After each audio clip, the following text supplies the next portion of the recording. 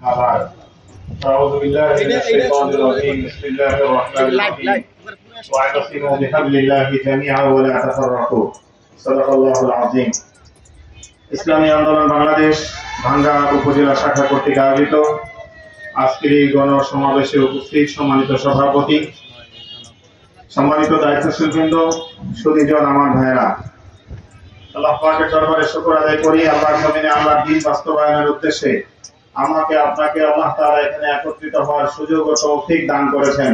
সকলেই বলি আলহামদুলিল্লাহ। আজকের এই গণসমাবেশের লক্ষ্য উদ্দেশ্য হচ্ছে আমাদের কয়েকটা দাবি। বাংলাদেশ এই 24-এর নতুন স্বাধীনতায় যারা জীবন দিয়েছে, রক্ত দিয়েছে, অন্যায়ভাবে যাদের উপরে গুলি চালিয়ে হত্যা করা, শহীদ করা হয়েছে, এই শাহাদাতের বিনিময় চাই। কি বলেন, ঠিক কিনা? এদের যারা এই গণহত্যা চালিয়েছে, আমরা তাদের এই গণসমাবেশ থেকে বিচার কামনা করছি।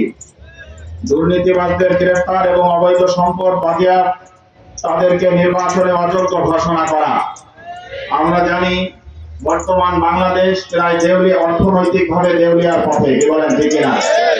এই দেউলিয়াতের পিছনে বাংলাদেশের এই 52-53 বছরে সবচেয়ে বেশি ক্ষমতায় যারা থেকেছে, তারাই সব থেকে বেশি বাংলাদেশের সম্পদ লুট করেছে। কথা বলেন, তারা শুধু লুট করে শুধু আঙ্গুল ফুলে কলা গাছ হয় নাই, বরং পীর সাহেব চরমনায় বলেছেন তাদের আঙ্গুল বট গাছে পরিণত হয়েছে। তারা বিভিন্ন দেশে নিজেদের ঘর বাড়ি ঘর তৈরি করেছেন, নিজেদের সম্পদের পাহাড় তৈরি করেছেন, আর আমাদের দেশকে তারা দেউলিয়ার পথে নামিয়ে দিয়েছেন। আমরা সুস্পষ্ট ভাবে বলতে চাই, এরা তো আসলে বাংলাদেশের নাগরিক হওয়ার যোগ্যতাই রাখে না। তাদের যদি দেশের প্রতি ন্যূনতম ভালোবাসা এবং মহব্বত থাকতো, তাহলে দেশের এই সম্পদগুলোকে তারা বিদেশে পাচার করে আমাদেরকে দেউলিয়া বানাইতো না। সুতরাং তাদের পূর্ণ পাওনা তারা পেয়েছে, এখন বাংলার মাটিতে তাদের বিচার দেখতে চায়। আজকের এই গণসমাবেশের আরেকটা উদ্দেশ্য হলো সংখ্যানুপাতিক পিয়ার পদ্ধতিতে জাতীয় সংসদ নির্বাচন। এইটা আমরা অনেকে বুঝি, অনেকে বুঝি না। আমরা জানি গত জাতীয় সংসদ নির্বাচনের সময় এই পদ্ধতির আবিষ্কার করেছিলেন পীর সাহেব চরমনাই। বিভিন্ন গণমাধ্যমে এর আলোচনা হলেও আমাদের কাছে এখন পর্যন্ত পিয়ার পদ্ধতি অনেকের কাছে অস্পষ্ট। আমি 1 মিনিটের মধ্যে স্পষ্ট করতে চাই, আপনাদের সকলের জানা থাকা দরকার পিয়ার পদ্ধতি কি। পিয়ার পদ্ধতি হলো এটা, মনে করেন 5টা দল জাতীয় সংসদ নির্বাচনে অংশগ্রহণ করলো। এক দল হলো ইসলামী আন্দোলন বাংলাদেশ, মার্কা কি? হাত পাখা। আর এক দল ধরেন বিএনপি, মার্কা কি? আর এক দল ধরেন জাতীয় পার্টি, মার্কা কি? আর এক দল ধরেন জামাতে ইসলাম, মার্কা কি? এই 5টা মার্কা জাতীয়ভাবে এই 5 মার্কাকে ঘোষণা করা হবে যে এরা নির্বাচনে অংশগ্রহণ করেছে। বাংলার ভোটাররা এই 5টা মার্কায় ভোট দেবে। কোন আসনে কে দাঁড়িয়েছে এটা স্পষ্ট থাকবে না।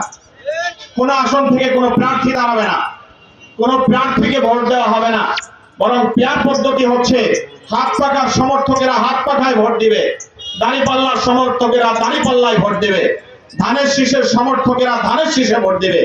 সারা দেশের ভোটকে একত্রিত করে দেখা হবে, সব থেকে বেশি যারা ভোট পেয়েছে তারা এমপিও বেশি পাবে। দ্বিতীয় পর্যায়ে যারা ভোট পাবে তারা দ্বিতীয় পর্যায়ে এমপি পাবে সংখ্যায়, যারা তৃতীয় পর্যায়ে ভোট পাবে তারা এমপির সংখ্যাও তৃতীয় পর্যায়ে পাবে। এইভাবে যদি প্রত্যেকটা মার্কার উপরে ভোট দেওয়া হয়, তাহলে প্রত্যেকটা দলই কম বেশি ভোট পাবে এবং তার ভোটের সংখ্যা অনুযায়ী সে এমপিও দিতে পারবে। এখানে একটা জিনিস স্পষ্ট, সেটা হলো যেহেতু এমপি নির্ধারণ করে দেওয়া হয় নাই, এই কারণে কোনো ব্যক্তি কারো উপরে ভোট দেওয়ার জন্য জোর জবরদস্তি করতে যাবে না। মারামারি, কাটাকাটি, হানাহানি, টাকার ছড়াছড়ি নির্বাচন কেন্দ্রিক হওয়ার কোনো সুযোগ বাংলাদেশে থাকবে না। সুতরাং নির্বাচন কেন্দ্রিক যে অবৈধ টাকা পাচার, টাকা বন্টন, ক্ষমতা লুণ্ঠন এবং অন্যায় অপকর্মগুলো হয়ে থাকে, পিয়ার পদ্ধতির মাধ্যমে সেটা বন্ধ হবে এবং বাংলাদেশের সুষ্ঠু, সুন্দর, অবাধ, নিরপেক্ষ একটা নির্বাচন করা সম্ভব হবে। এই জন্য এই পদ্ধতির আবিষ্কার করেছেন পীর সাহেব চরমনাই। তিনি চেষ্টা করে যাচ্ছেন সকল দলকে বোঝানোর জন্য। কাজ চলছে, ইনশাআল্লাহ আমরা মনে করি সকলের সুবুদ্ধি উদয় হবে। বাংলাদেশে আগামী জাতীয় সংসদ নির্বাচনে পীর সাহেব চরমনাইয়ের নেতৃত্বে পিয়ার পদ্ধতি বাস্তবায়নের মাধ্যমে ইনশাআল্লাহ হাত পাখার বিজয়ের দ্বারা বাংলাদেশে ইসলামী হুকুমত প্রতিষ্ঠা হবে। আমাদের এই গণসমাবেশের আরেকটা লক্ষ্য আছে, সেটা হলো ইহকালীন শান্তি পরকালীন মুক্তির লক্ষ্যে ইসলামী সমাজ ভিত্তিক কল্যাণ রাষ্ট্র প্রতিষ্ঠার দাবি। আমরা সুস্পষ্টভাবে জানি ৭১-এর বাংলার স্বাধীনতার পরে ৫২টি বছর ইতিমধ্যে গত হয়েছে, কথা বলেন ঠিক না? এর মধ্যে কি কোনো ইসলামী শাসন ব্যবস্থা ছিল? ইসলামী শাসন ব্যবস্থা বাংলাদেশে পরিচালিত হয়েছে? হয় নাই। কি হয়েছে? হয়েছে বিভিন্ন তন্ত্রমন্ত্র এবং গণতন্ত্রের নামে ব্যক্তিতন্ত্র এবং স্বৈরতন্ত্র, কথা বলেন ঠিক না?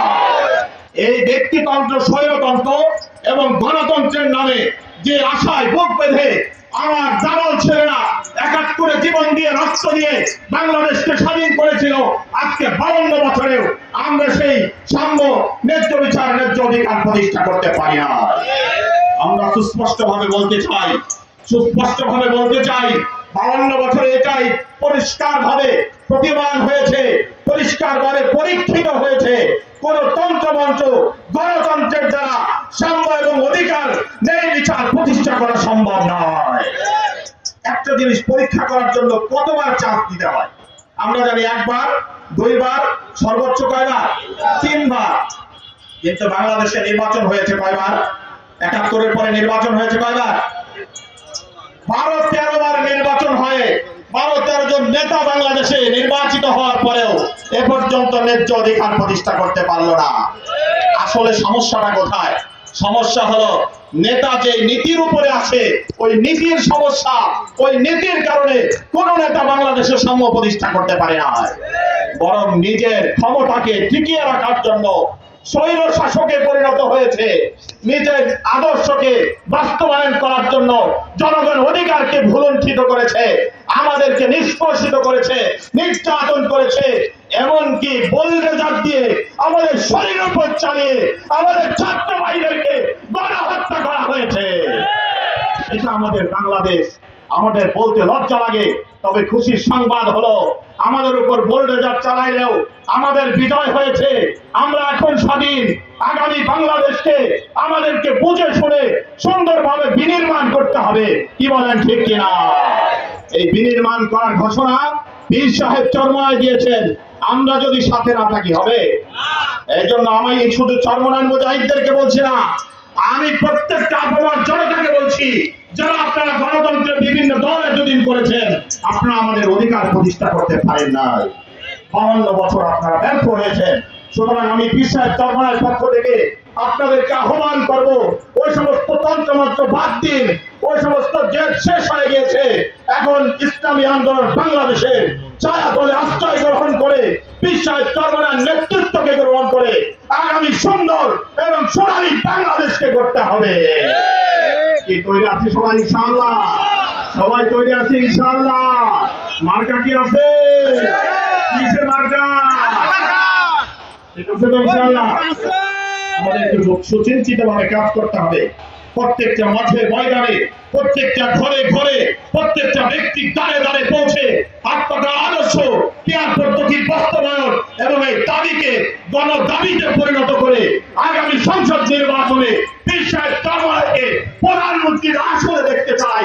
কারা কারা আপনারা আছেন?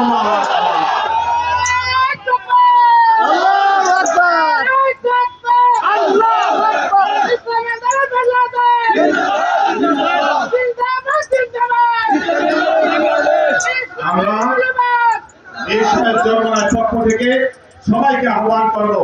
এতদিন বিভিন্ন দল করেছি, বিভিন্ন মতের ছিলাম, কিন্তু সেই দলের অবস্থা দেখতে আমাদের আর বাকি নাই। আমরা দেখেছি নতুন স্বাধীনতার পরেও যাদের উপরে কিছুটা আস্থা মানুষের ছিল, তারা যেভাবে চালাও করা এবং মানুষের মধ্যে অশান্তি সৃষ্টি করে